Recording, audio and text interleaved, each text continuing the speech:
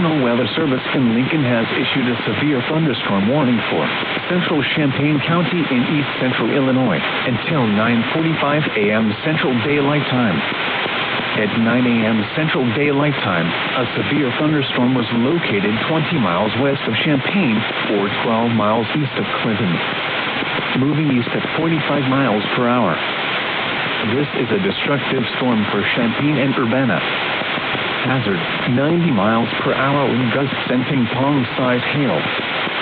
Source, radar indicated. Impact, you are in a life-threatening situation.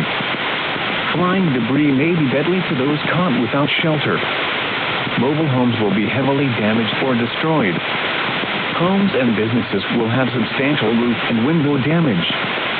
Expect extensive tree damage and power outages. Locations impacted include Boneville, Monticello, Philo, Savoy, Urbana, Mahomet, Willard Airport, Champaign, Galesville, Lodge, Seymour, Whiteheath, Ilono, and the Lake of the Woods.